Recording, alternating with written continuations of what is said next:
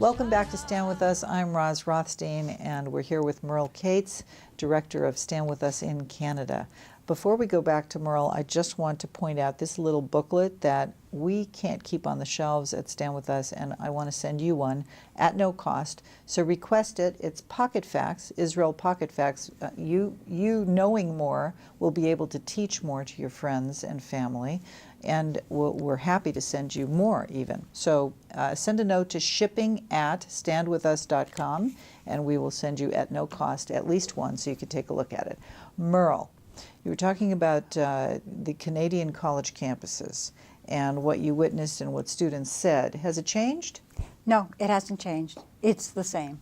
And it's the same professors, and it's the same campuses that are hotbeds. York University has become internationally infamous as the seat of this kind of rallies. At one point it was called a pogrom, where Jewish students had to run away and be locked in, and police had to be called to take them out because campus security was afraid. Yes, this was just 3 or 4 years ago. We have boycott votes. They don't make a difference to the policy of the university, but they make a huge difference to perception. We just want to make sure these students feel like they're not alone. That's really important, to stand with us. So, you know, we want to make sure they feel they have each other and they have support. You know, what is the organized Jewish community doing in Canada basically about all these college issues? A lot of different things, and I'm sure all good work, but nothing like Stand With Us. No one has a focused mandate to support students. No one has a focused mandate to advocate for Israel on campus. They all have different projects, but generally, for instance, today there is a mural in York University that is very anti-Israel, that portrays Israelis as bullies, murderers. It's shocking. It was brought to the attention of the administration, the organized Jewish community. It's written in one of our newspapers today. I just saw it this morning. I saw said, that. let's keep it quiet. Let's not do anything about it because we don't want to give it attention. The fact is, someone's paying attention. The fact is, it's getting attention anyways. That is the debate, by the way. The debate with leadership in the Jewish world is maybe we'll just ignore it, and therefore, you know, it'll go away. It won't get a lot of attention. We don't want to give it oxygen. That's what they say. I don't want to give it any oxygen. In the 30s?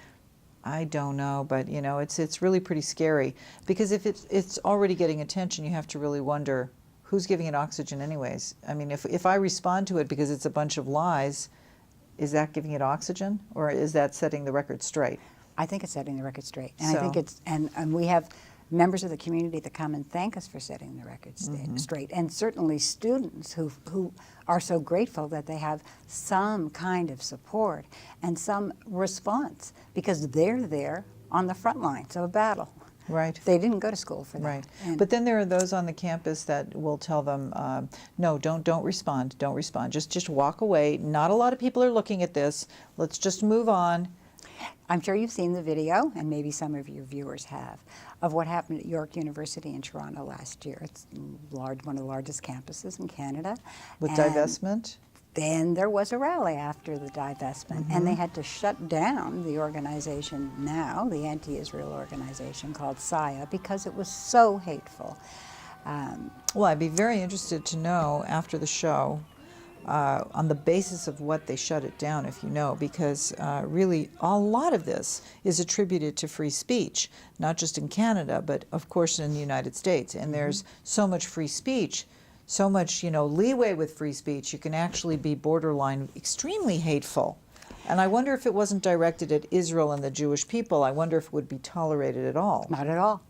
Not at all. I've said for the longest time, if we did this against Coptic Christians, what would happen to us?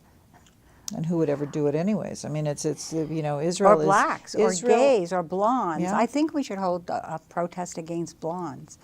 And just see how the administration deals with it. See what happens. Because I believe the Jewish people are the first group to support freedom of speech. We Well, lost ours. That's we our lost problem. Our freedom. Yeah, We support freedom of speech against us. you got it. Also, and we can't be hypocritical. Listen, if it's freedom of speech that doesn't really threaten us in some way, everybody supports it. I can voice my opinion, you can voice yours.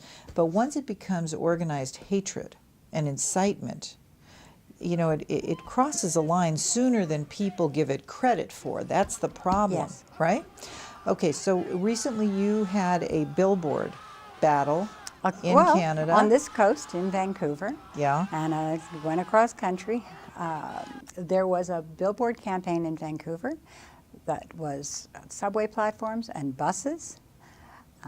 I hope you can see the picture of the billboard that was put all over Canada and also in New York. It's being used everywhere. This is the disappearing Palestine, with the assumption being that there was some land of Palestine, some kingdom, some government, and the Jewish people came in 1948 and took it away from some entity.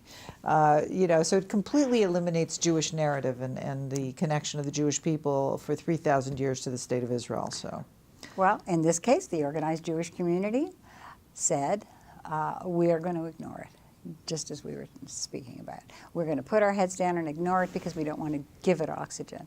But on the other hand, they put out public statements, all of the different organized. oh, while they're ignoring it, they put out public statement. Oh, okay, so they gave it a little bit of attention.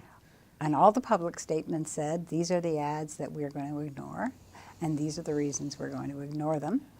And we were getting calls from supporters, from strangers, from people in the community, both Asking us Christian to and respond. Jewish, Asking saying, us to what are respond. you going to be Right. doing about this?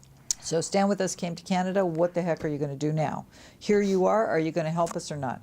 So, you know, we did what we always do, whether it's across the United States or now in Canada since we're there. And not everybody was delighted with us, because once they decided to ignore it, they didn't want us to respond to it. So we put up some alternative billboards. I'm going to have you back on the show because the show is over. Merle, thank you so much for all the work you're doing. I want to ask our audience to please remember to support Stand With Us. Support our work. We now have 18 offices around the world, Canada included, in the UK included, and we do need your help. I keep forgetting to ask you, so be sure that you're helping Stand With Us.